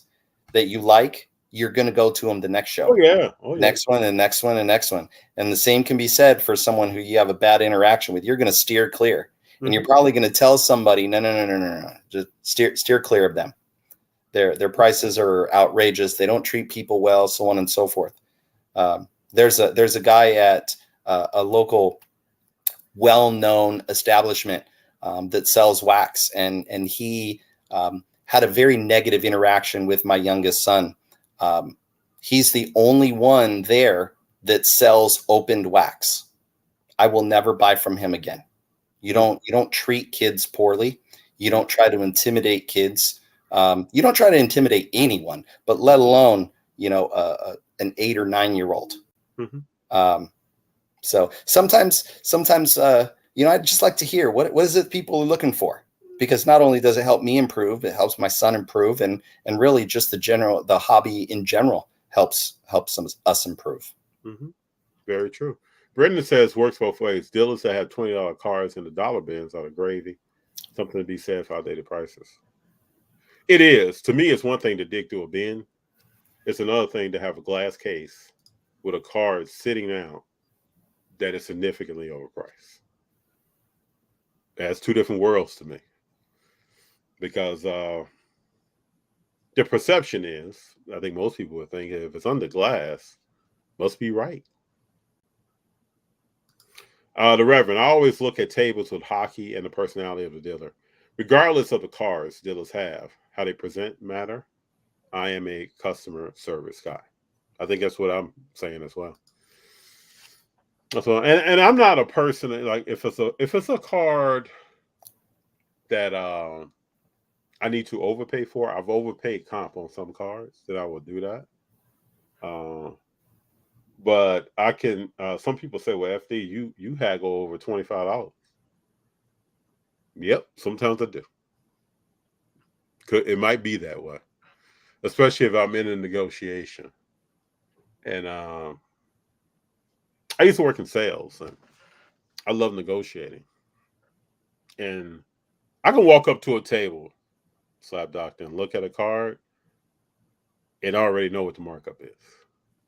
That's how much I'm looking at prices. Nice. So I can look at a card for $200 and know that's maybe a $130 card, and we got $70 to play with it. And I'm going to find out in my own way probably how much of the 70 you're walking away with and how much I'm walking away with. Attaboy. That's just me. And some people look at that. I've talked to some people in the hobby, and they're like, "Man, you're haggling over." I was walking out of CVS yesterday. I'll tell this story. And there was a gentleman walking by, elderly gentleman, having some difficulty walking. Saw a dime on the ground. Kicked that thing. Saw it was real. Bit down and picked it up. And I was with my mom, and I said, "Hey, man, 90 more cents, you got $1." He was like, "Yep." Kept walking. I just have never been taught to just walk over money or give up money, or like $25 is not important to me. It's quite important. And another thing I would say too, and it doesn't make us special, but when you're a parent and you're in the hobby, it's just something different about a parent in the hobby. To me, it's just not only are you learning, you're also teaching. I don't go to a show where G and Junior and I don't walk away, and I'm something that they have learned, experienced, saw. We talk about positive or negative. One of the best experiences I had was at that same show in December. The World Cup was going on. And Junior's watching soccer with people and laughing and joking that he had never met before. But Junior's the kind of child that'll walk up and know no stranger. He'll start talking to people and get to know your name and do all that. So it was good to sit back and watch him interact with people and have fun in an environment where he could do that. But to me, I always tip my hat to parents in the hobby. Something special about it to me. It's a safe learning environment, right? You get real world experience. You can work on soft skills. And it's a safe environment, right? If you can tell a story, if you can negotiate, if you're willing to put in work to know prices, like all of those things are going to benefit you both in and outside of the hobby. Yes. And so what better atmosphere to do it in a safe, environment like a card show. Not to say that bad things don't happen at card shows, because, we've all seen videos and stuff like that go on. But for the most part, it's a bunch of people with a common interest, right? Some people looking to buy, some people looking to sell, some people looking to do both. And really, that's one of the best, I would say, evolutions of the hobby, is that it's become personal. As impersonal as most transactions are now, it's become personal. And I love that. I get it every single time a customer comes up to me, because it's not what I do that keeps keeps people coming back. It's how they're treated, whether they see value in what I do obviously plays a role. But if I'm a jerk, right? If I'm cussing and I'm, doing all sorts of things that just really have no place in a family atmosphere like that, people aren't coming back. But it's the human interaction that really, really makes it fun. I'll share a story. One time I took G when he was young. Oh man, this was probably G may have been 12, 13 years old. We went to a Anaheim Angels game. Had a good experience at the game. We're leaving. We're walking down the main concourse. And there's a guy by the first base bag, but up by concessions, just cursing up a storm. Talking about, I don't know what he was talking about, but he's just cursing. Looked like he had been drinking most of the game and doing his thing. So G is walking and he kind of gets this look where he's looking at the guy, but he doesn't say anything. I was like, what's up with you? So he noticed this before me. And so he points and the guy's doing his thing. So I say, hey man, hold up, stand right here. So I'll go down and talk to the guy. I say, hey man, let me talk to you for a minute. And what was cool to me was that I went down very respectful, right? There was no screaming or hollering for me. And I got him by himself. He was with 3 other people. I said, hey man, let me go over here. Let me talk to you right over here. I pull him over to the side. I say, hey, that's my son right there. And you're saying a lot of stuff right now, man. And so this is like his second baseball game, because his first baseball game was a Dodgers game. Like, this is his second baseball game. And we're leaving, and you're going to leave a lasting impression that I know I'm going to have to correct in the car. I'm going to talk to him about this. So just know, I just asked him, just know, and this is the same thing with probably anybody in the hobby, anywhere you go in a public setting. Just know that people are learning from everything they see around them. Not just their parents or their legal guardian that they're with, but everybody that is around them. And I asked him, the next time you come to a game, just be aware of that. You can kick it, man. Everybody wants to have fun, right? But just be aware, there may be somebody somewhere, this is the first time they kind of seen this, or they could have a history of something in their past that this is a trigger for them. And when they see it, it makes them feel a certain way when they were just having a good experience. Slab Dr, that guy sobered up, man. Good. Told me he thanked me for talking to him. We hugged each other. That was the end of that, bro. I told him have a good night. You have that effect on people. Oh, thank you, sir. G and I went to the car, and I explained to him that even when you're in a situation sometimes where it may not be optimal, how you approach people sometimes can help the conversation and your word to them than approaching them another way. And there have been situations where even as an adult, I have to catch myself sometimes. Sometimes I'm like, I cannot react the way even maybe my first or second mind may say to react. I can't react like that. I got young people with me at the show, or I got we're at the grocery store, or wherever we're at. I got to teach them, because I know Junior is the kind of kid that asks you a lot of questions. He's very much like me when I was a kid. Why'd you do that? Why'd you say that? What made that happen? He's going to ask all that. So he can frame it in his mind of what's going on. I know what he's getting at. So I always want to make sure I put myself in a situation where what he's learning and picking up on, if it's verbal or nonverbal, it's something I would like for him to look back on 30 years from now and appreciate that his father taught him that in the way he taught him, and his mom taught him that in the way she taught him. 100%. Cooler heads prevail. It's important, man. Brendan said it used to happen by osmosis before the internet. The Reverend says, FD, you know how I like sharing my knowledge and have helped many people learn. And that is important. I spent 35 years in farmer sales relationships. Now that they do. Slab Doctor, I always enjoy talking to you, but I've learned more about you today, as far as how you started with slabs and some other things. But I really appreciate having you here. I would love to have you back again to talk more about different things that's going on in the hobby and what you're seeing. And I think it's important. I think you have a interesting perspective that most do not have in the hobby that's not affiliated with a grading company. Well, I am always willing to roll with FD. Always. Thank you, sir. You name your day and time, and my ugly mug will be on the screen. I appreciate you, man. I hope you have a good time tomorrow at the premiere show. We may get down there. I don't know what family plans are. I hope you. I feel like we just posted the last premiere show. I like Kobe and Jay are doing their thing. I know the Delmar show is coming up in July 14th, 15th. And I know the National is coming up. And then we know that the Burbank show is coming up here on the West Coast. So yeah, I am at as many shows as I can be. And you know, the best part about that is relationships and getting to see people. I know at certain, you know, at Delmar, certain people I'm going to see from down south. Burbank, you're going to see absolutely everywhere. And for those that don't know about the premiere shows, generally they have one in Brea and one in either Garden Grove or Westminster. We're really lucky here in Southern California to have not only the shows, but the type of show promoters that are really looking to push the hobby forward.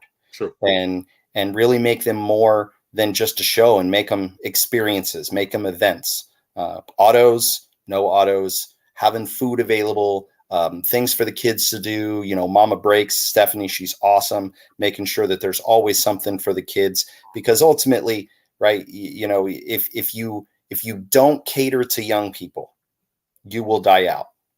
True. And if that happens, values will drop, right? The interest in what we do will drop.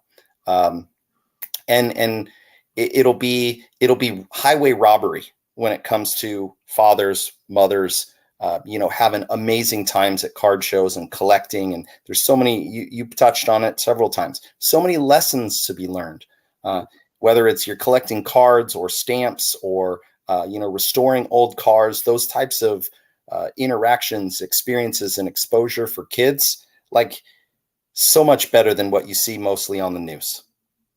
And the cool thing about it is that you and I were once kids in a hobby. Heck yeah. That's absolutely. where we came from. That's where we came from. I remember I ran in the living room one day and told my father, Jose Canseco, Mark McGuire, and Walt Weiss were signing autographs. Walt Weiss had just came off his rookie of the year with the Oakland A's. Mark McGuire didn't show to the show because I think he was sick at the time, had a cold, flu, something like that. So we went and got those two autographs. And this is back in the day. This is how I started collecting autographs. I don't think I've ever talked about this here. This was back in the day where you could order an autograph out of a Beckett or out of another magazine. You could cut something out. Say, I want the Slab Doctor's autograph. He was a player. You could check that you want it. Send your money in. They send you back something. You could select what you wanted. Mm-hmm. And then there were different companies around the nation that would have ads where they were selling autographs. So I started thinking, okay, I'm looking at that ad. Autograph bat is $150. So whoever the player is. But that player is coming to Chicago to the autograph show. I can get a bat for $45. The player is charging $45, so that's $90. Pops gas money. I'm still better than $150 for the bat. So why don't I just start getting autographs myself? There you go. Why don't I just go? And then my father was the first person that was like, well, you know, when you get to the table, you got to talk to these people. Okay. But when I got there, I was freezing up. But over time, I started getting better. Then I started understanding how I wanted stuff signed to differentiate the product from just mass signing. You know, maybe I want some different inscriptions. So this, that, and the other. And that's how that kicked off. And then the same rationale was for cards. Like, man, Don Manley rookie Donruss was $150. Okay. Maybe I can try to open some packs and see if I can get that card. There we go. And this is before grading. So if you pulled it, you weren't looking at Cittern and all that. He's like, I'm just happy to have the card. And that's how stuff kind of kicked off. And then, you know, Jerry Rice's rookie year, my brother's in high school. And right next to the high school is a 7-Eleven. I go into 7-Eleven and right by the cash register is some top boxes. So I started buying some tops, football. And then I was like, let me see if I can get a full case out of there before they open it. So I would find out when it would be delivered. I'm doing this as a child, man. When is it going to be delivered? And let me get that box before you open it. And then that's just our stuff to start kicking off. And that's what I always say to me, certain parts of the country, and I'll say this over and over and over again. If a kid doesn't have access to retail, how do they start in the hobby? Because I started at retail. There was no hobby shop back in the 80s anywhere around me. There were few and far between. In the 90s is slightly different, right?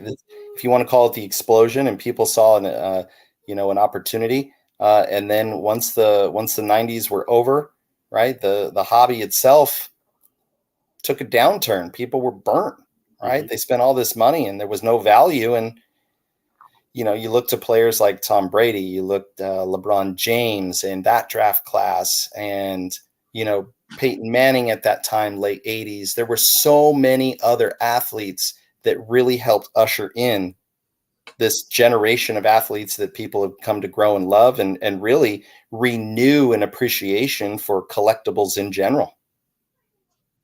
True. So before we get out of here, we've had a lot of things going on in sports.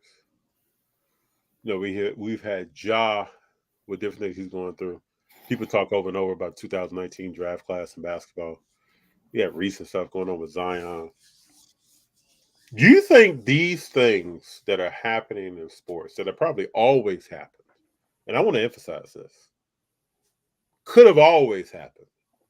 We didn't have the internet at one point. We didn't have Instagram or Instagram Live. We didn't have Twitter or anything like that. When players who are now in the Hall of Fame were in their rookie year, senior year of college, and back in those days. Do you think these kind of things would be more prevalent in the future? Or do you think these are isolated situations? Well, I think beyond technology, one thing that has, I don't want to call it improved, but us being closer and having the type of access that we do to players, just like any other profession, right? Just like anybody else, the more you see someone, the more you interact with them, the more, at least what you're shown, we know them more than we ever have, right? I see it as it's a double-edged sword. It allows for us as hobbyists, fans of the game, to really get close to. We can own jerseys that people wore in specific, games. We have autographs. Like for me, it was going to a show or waiting before or after a game to get my favorite player's autograph.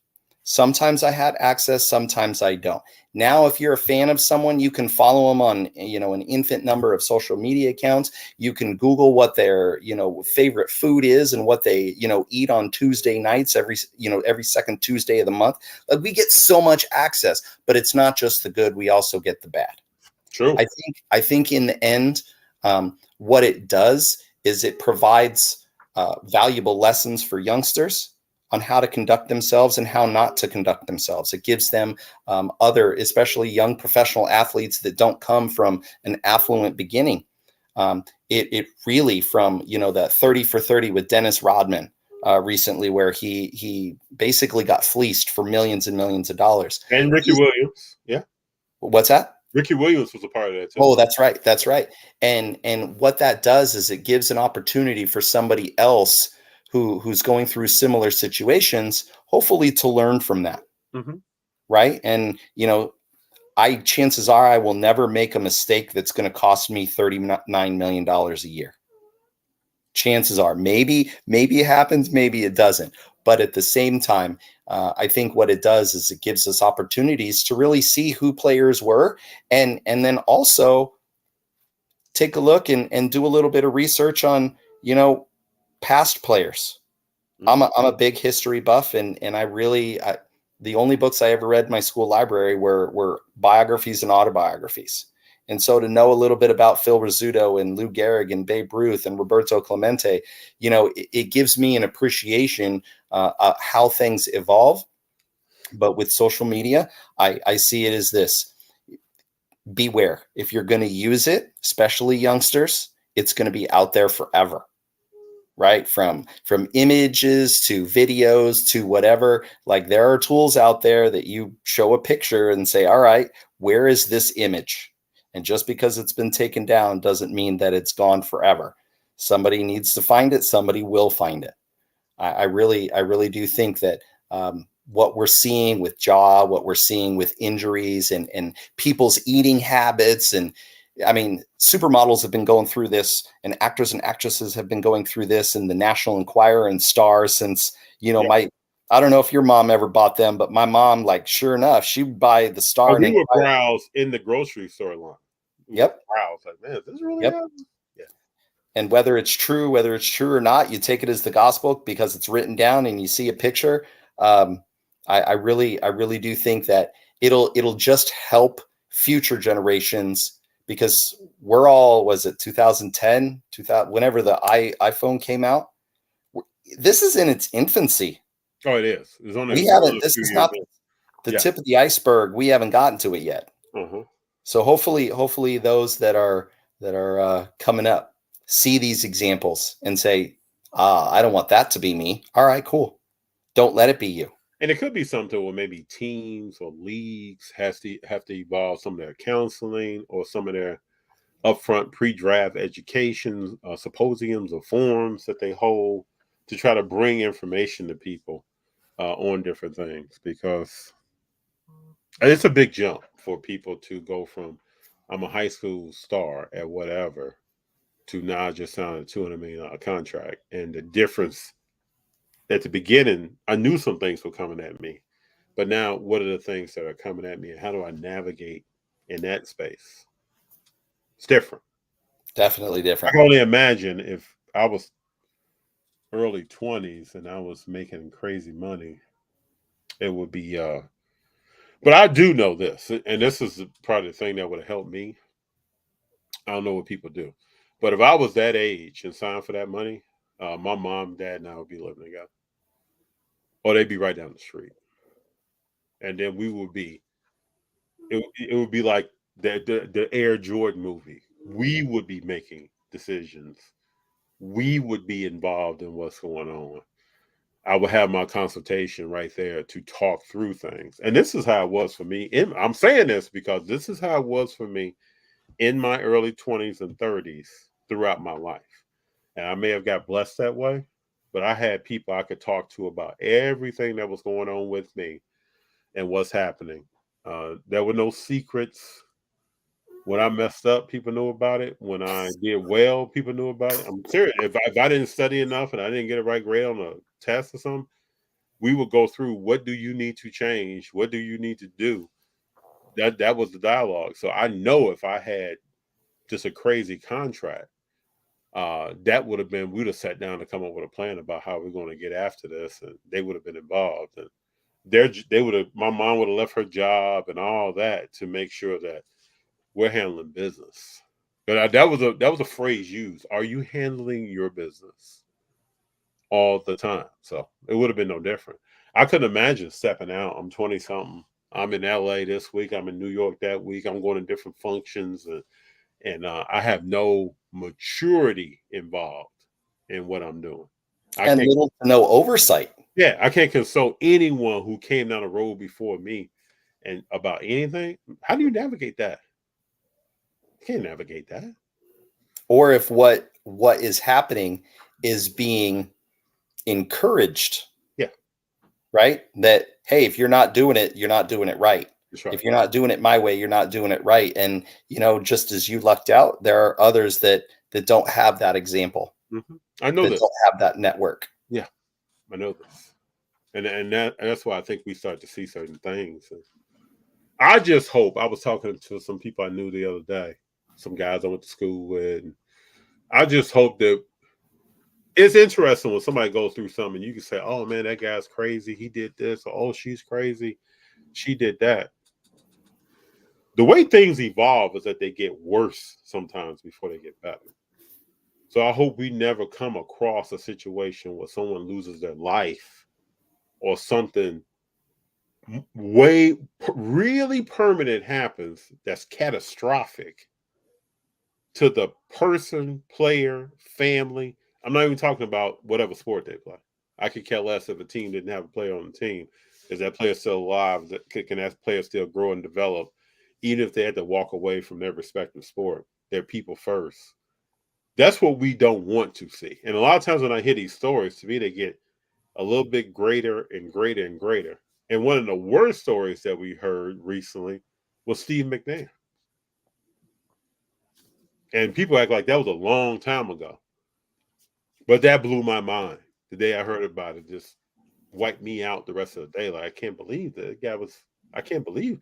My friend and I in El Segundo, California, we walk into a Dick's Sporting Goods, and we're walking around, and I see Steve McNair on the TV. I was like, okay, did he open a foundation? Did he do something? And then I understand that he has passed. And we're, my friend and I, who were fraternity bro, we were just standing there frozen. That's what you don't want to hear. And it wasn't even like a player that had what's the word? Wasn't even like he was surrounded by bad people. No. Right? Or at least what we saw. No. Yeah. No. You would hope that with the amount of money involved, that the individual institutions, whether it be teams or leagues, would have safety measures in place. And I'm sure they do. We're not privy to that information. Yeah. But at the same time, you know, you would like to think that players' families would help them surround themselves with individuals that are going to be positive influences, that are going to help foster, you know, not only a long career, but shoot, a life, right? Beyond playing age. You would that's what you would do. That's what I would do. Unfortunately, that's not what everybody else would do. No. Yeah, if Junior played ball or if Greg was a big time director somewhere, or we got to be involved. Got to be there. It's no different than that. You know, Greg's in college, we're involved. Junior just finished first grade, we're involved. I mean, it's no different than that. Sir, I really appreciate you being here. Absolutely. Likewise. It's been a very special. I was excited about this all day. I knew it would be a great conversation. And I hope you have a great day tomorrow at the show. I wish Kobe and Jay the best. If we can be there, we will get there. Looking forward to it. Thank you, brother. And you know I'm gonna come see you again on some cards, man. Looking forward to it. Yes, always rolling with FD. Always. The Slab Doctor people special. If you don't know him, hopefully you know more about him now. Get in contact with him. He also does services where if you feel comfortable mailing your cards to him, I can give testimony that I have handed him cards. I haven't had any issues giving him my cards back.